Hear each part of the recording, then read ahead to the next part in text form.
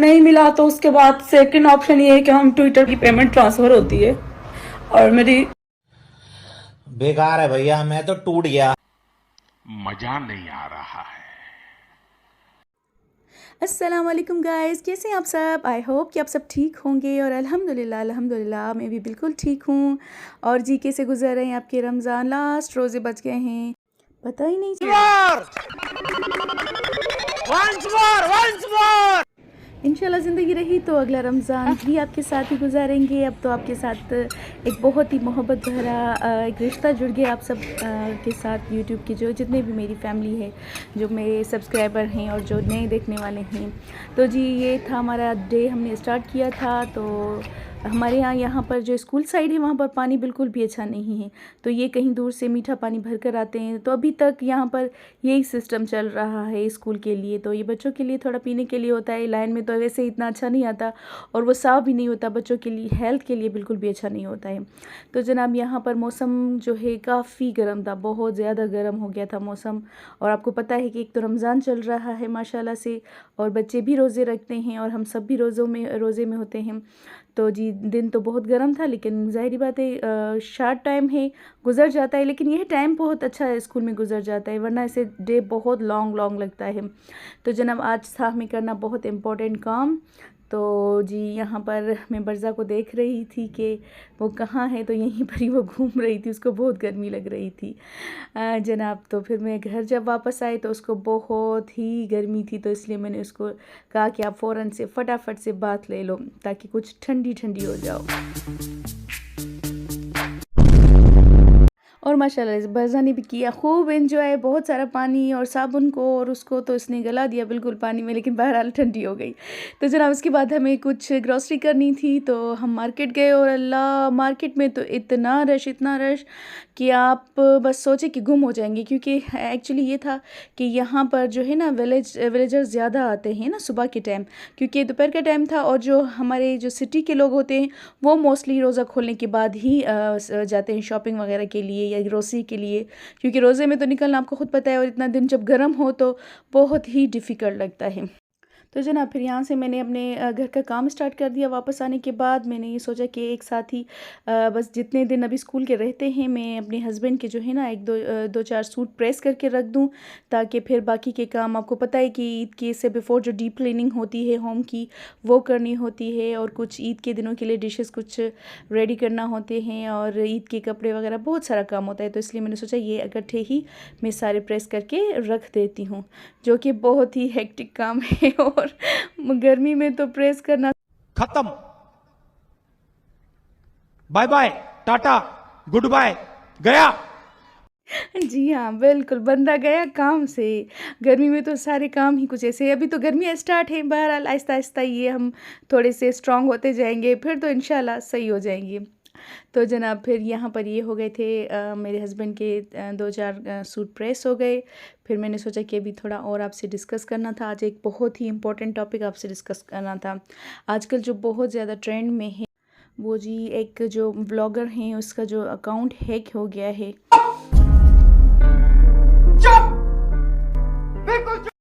चलिए जी उसको बाद में डिस्कस करते हैं। तो पहले मैं आपको बताती हूँ कि मैंने क्या कारनामा किया है। जी हाँ, कुछ प्रोडक्टिव काम भी होना चाहिए, और रीसाइकलिंग तो आई तो जस्ट लव इट। कुछ भी कोई सामान जैसे रिसाइकल करना होता है तो मुझे ऐसी चीज़ें बहुत पसंद है। तो जी ये हमारा था एक डिश ऑर्गेनाइज़र जो कि काफ़ी पुराना हो गया था, और एक्चुअली पुराना इतना ज़्यादा नहीं हुआ था, बस इसके जो है पानी की वजह से इसमें ज़्यादा जो है रस्ट लग गया था, इस वजह से वो थोड़ा दिखने में मतलब लुक उसका बहुत बुरा लग रहा था ना, तो कलर भी इधर उधर से उड़ गया था। तो मैंने सोचा कि क्यों ना इसको थोड़ा सा पेंट कर लिया जाए और इसको भी ईद की तैयारियों की तरह बिल्कुल नया बनाया जाए, ताकि इसको भी लगे कि भाई उसने भी ईद की शॉपिंग कर ली है। तो रात को मैंने इसको बड़ा ही अच्छे तरीके से सजाया, संवारा, कलर किया। चलो भाई देखो अब मैं क्या करता हूँ। जी, ये काम तो होते रहेंगे साथ-साथ में और वो मैं आपके साथ ज़रूर शेयर करूँगी। असल में क्या होता है, काम तो हर कोई अपने घर में करता है, लेकिन ये होता है कि जब आप किसी को देखते हैं, तो आपको एक टाइप की मोटिवेशन मिलती है ना, एक एनर्जी आ जाती है। मेरे साथ तो ऐसा ही होता है। मैं भी बहुत ही शौक से व्लॉग्स देखती हूँ क्योंकि वहाँ से बहुत कुछ मोटिवेशनल चीज़ें जो हमें मिलती हैं, वो हम अपने जब लाइफ़ में अप्लाई करते हैं, तो बड़ा ही एक पुरसकून सी लाइफ़ स्टार्ट हो जाती है काम करने में। जैसे हम हमेशा काम को इतना सर पर हावी कर लेते हैं कि ऐसा लगता है कि बहुत डिफ़िकल्ट है और बहुत बेज़ारी से काम करते हैं, लेकिन जब आपको उसको एंजॉय करना शुरू करेंगे अपने घर के काम को और उसको बहुत एंजॉय करके और मतलब मज़ा ले लेकर करेंगे, तो आपको बड़ा ही मज़ा आएगा और वो काम भी बड़ा अच्छा होता है। ये तो आप मुझसे लिख लें ना कि बड़ा काम अच्छा करने के लिए आपको ज़रूरी है कि अपने मूड को, अपने दिल को और अपने ज़हन को अच्छा रखें।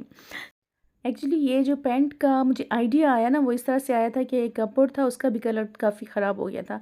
तो मेरे हस्बैंड साहब बहुत ही जो ख़ुद को क्रिएटिव समझ रहे थे और उन्होंने सोचा कि मैं एक कलर पैंट लेकर आता हूँ और मैं उसको ख़ुद करूँगा ना। तो उन्होंने थोड़ा सा किया, उसके बाद वो एज़ यूजुअल जैसे बहुत थक गए, वो बहुत लेज़ी हैं तो बहुत थक भी गए थे, किया इतना अच्छा नहीं किया तो बस बहरहाल करके चले गए। तो फिर मैंने सोचा कि चलें कलर पैंट तो वैसे भी रखा हुआ है, तो मैं इसको क्यों ना सही तरह से कर दूँ। और बाकी का जो वो कपबोर्ड था उसको भी मैंने ही किया, सिर्फ उन्होंने मैस फैलाया और जो है उसका सही कलर तो नहीं किया, लेकिन ये है कि बस आइडिया आ गया और एक चीज़ उन्होंने प्रोवाइड कर दी। तो फिर मैंने सोचा कि चलो ठीक है, मैं भी कर लेती हूँ इस तरह से।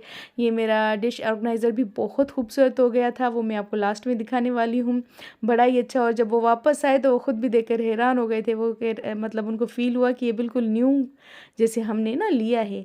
तो बहुत अच्छी चीज़ होती है कि आप अपनी चीज़ों की कदर करें। और महंगाई का इतना दौर है कि बंदा हर बार हर चीज़ न्यू अफोर्ड नहीं कर सकता ना, तो अच्छी बात है। एक जो हम बचपन से सुनते आते थे कि एक सुघड़ जो वो हाउसवाइफ होती है ना, वो यही होती है कि अपनी चीज़ों की बहुत कदर करती है और उनको अच्छे से रखती है और उनको ऐसे ज़ाया नहीं करती है। तो चलें जी, ठीक है। इसके अलावा मैंने इसको पेंट कर दिया, उस कपबोर्ड को भी मैंने फ़ाइनल टच मैंने ही दिया क्योंकि उन्होंने बिल्कुल भी अच्छी तरीके से नहीं किया था और ना ही फिनिशिंग थी। जहाँ जो कुंडियाँ शुंडियाँ उन सबको भी कलर करके उन्होंने ख़राब कर दिया था। और उसके अलावा जो उन्होंने किया था ना, वो हमारा फ़र्श इतना ख़राब कर दिया था सारा, क्योंकि ये ऑयल पेंट है तो वो उतर भी नहीं रहा था। अब मैंने सोचा है कि कुछ ऐसी चीज़ केरोसिन ऑयल वगैरह कुछ मंगवा कर ना, या पेट्रोल से भी उसको मुझे वॉश करना पड़ेगा, तब जाकर वो मेरा जो फ़र्श है वो साफ़ हो जाएगा। तो ये देखिए जी, ये उन्होंने अभी फ़िलहाल मैंने इसको टच नहीं किया था, लेकिन उन्होंने बहुत ही गंदा करके गए थे अब वो मेरा व्लॉग देखेंगे तो यकीनन मेरे साथ लड़ेंगे भी चलें जी, तो मैं आपको वो भी सीन दिखा दूँगी उन्होंने कितना उसको जो है ना फ़र्श को ख़राब कर दिया था। ये देखिए, ये इसको तो मैंने फिर अच्छी तरीके से कलर करके सही कर दिया, लेकिन ये हाल किया है मेरे फ़र्श का। और ऊपर से ईद है, मैं क्या करूँ जी। और ज़रा इसको चेक करें, ये देखिए, ये सुबह को मैंने रिकॉर्ड किया, देखिए माशाल्लाह कैसे चमक रहा है और बहुत खूबसूरत और बिल्कुल न्यू लग रहा है और मुझे बहुत खुशी हो रही है। इसलिए आप जब खुद काम करते हैं ना किसी चीज़ को, तो वो आपको बड़ा ही मज़ा आता है और बहुत ही अच्छा लगता है। दीदी वाह दीदी नहीं दीदी वाह दीदी व्हाट इज दीदी दीदी जनाब, इन सब कामों के बाद फिर मेरी हो गई इफ़्तार की तैयारी स्टार्ट और आज मैं यहाँ पर आज बनाने जा रही थी इफ़्तार और डिनर साथ साथ में ना। तो क्योंकि ज़ाहिर बात है मैं अकेली हूँ तो मुझे सारे काम एक साथ करने पड़ते हैं।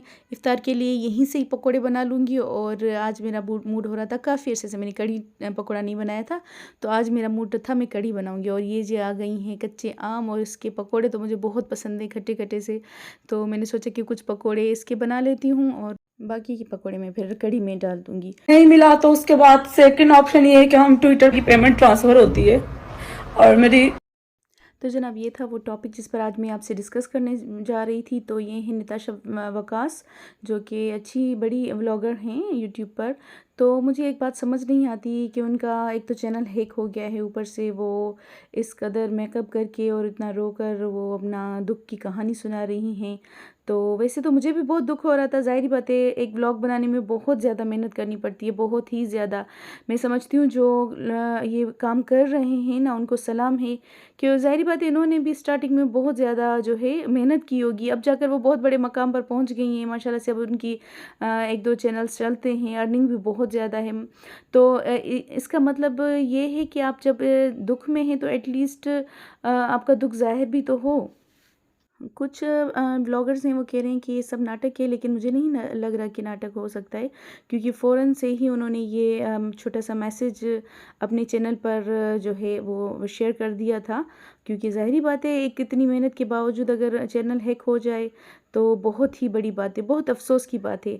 बहरहाल कुछ भी है, हम कंडेम करते हैं इस चीज़ को, तो हम सब भी साथ देते हैं नताशा वकास का कि उनका चैनल जल्द अज जल्द जो है वो रिकवर हो जाए, उनका अकाउंट, और वो जैसे काम कर रही थी, अपने व्लॉग्स बना रही थी, वो दोबारा से बनाना शुरू कर दें।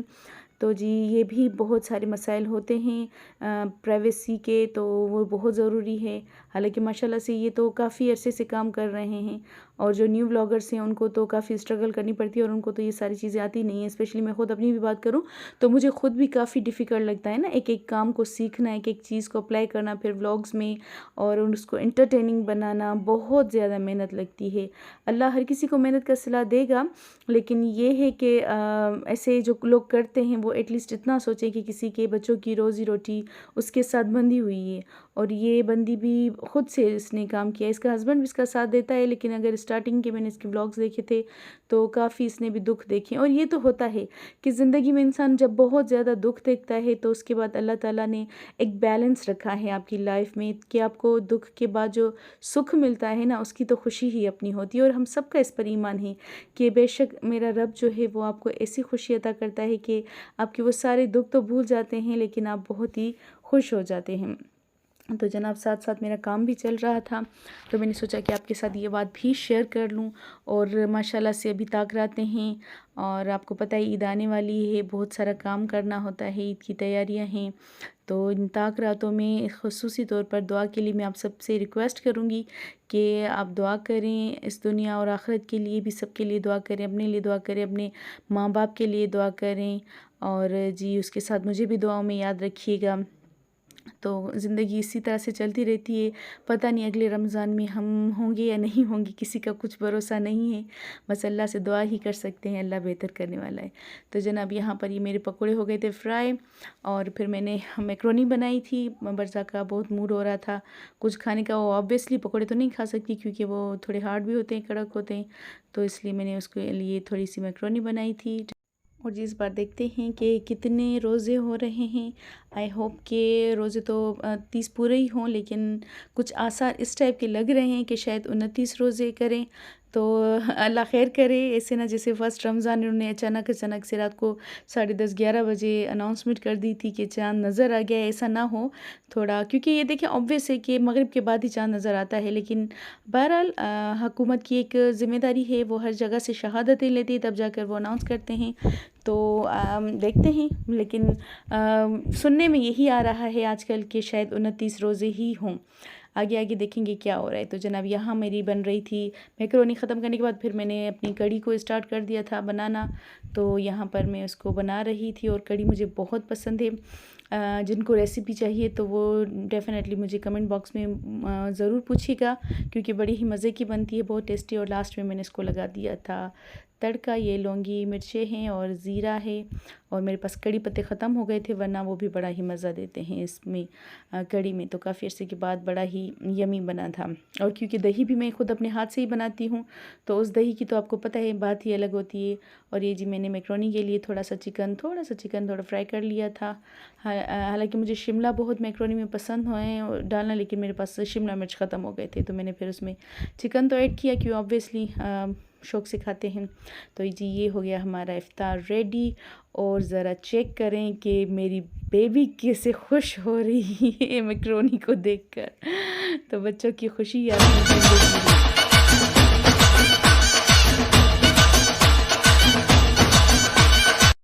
तो जी बच्चों की मुस्कुराहट और उनकी खुशी ही आपकी ज़िंदगी का लुत्फ़ दोबाला कर देती है। तो यहाँ सब कुछ रेडी था। मैंने आज लेमन का शरबत और ग्रीन मिल्क रोज़ बनाया था, जामे शीरी बनाया था, समोसे थोड़े फ्राई कर लिए, पकोड़े हैं, मैक्रोनी और वाटरमेलन। तो आपको पता है कि बड़ा ही अच्छा मज़ा देता है ना उस रोज़े के बाद, ठंडा ठंडा सा। तो जी बस यही था आज का व्लॉग। आई होप कि आपको पसंद आया होगा, तो कमेंट बॉक्स में ज़रूर मुझे बताइएगा। और बरज़ा की वीडियो के साथ मैं आप सबसे लूँगी इजाज़त। जिन्होंने सब्सक्राइब नहीं किया वो जल्दी से कर लें। अल्लाह हाफ़िज़।